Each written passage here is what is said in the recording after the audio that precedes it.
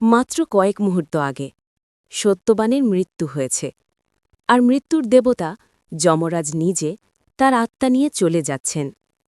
কিন্তু ভাবুন তো, একজন সাধারণ নারী যদি মৃত্যুর দেবতার পেছনে হাঁটতে শুরু করে, আর যদি সেই নারী মৃত্যুকেও থামিয়ে দিতে পারে। আজকের এই গল্পে আমরা জানব কিভাবে রাজকুমারী সাবিত্রী নিজের বুদ্ধি, ধৈর্য আর ভালোবাসা দিয়ে মৃত্যুকেও হার মানিয়েছিলেন। ভিডিওটি শুরু করার আগে ভিডিওটি লাইক করুন এবং এমন আরও রহস্যময় গল্প পেতে চ্যানেলটি সাবস্ক্রাইব করে বেল আইকন অন করুন। চারিদিকে শুধু বাতাসের শব্দ আর এক অদ্ভুত অশুভ অনুভূতি।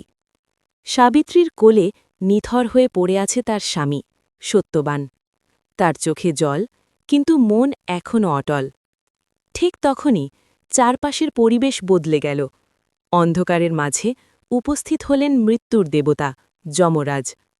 তিনি এগিয়ে এলেন এবং নিজের পাশ দিয়ে সত্যবানের আত্মাকে দেহ থেকে বের করে নিলেন।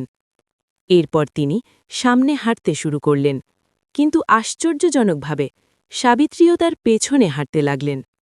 যমরাজ থেমে বললেন, সাবিত্রী, তুমি কোথায় যাচ্ছ?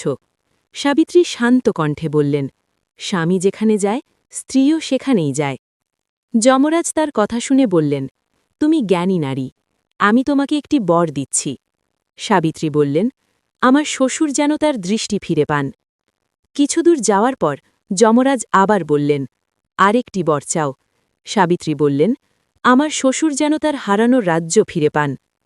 যমরাজ আবার সন্তুষ্ট হয়ে বললেন, শেষ আরেকটি বর চাও। সাবিত্রী বললেন, আমি চাই আমি যেন সত্যবানের সন্তানের জননী হতে পারি।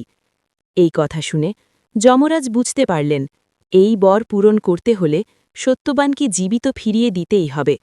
তিনি মৃদু হাসলেন এবং সত্যবানের আত্মা ফিরিয়ে দিলেন তার দেহে। কিছুক্ষণ পর সত্যবান ধীরে ধীরে চোখ খুলল।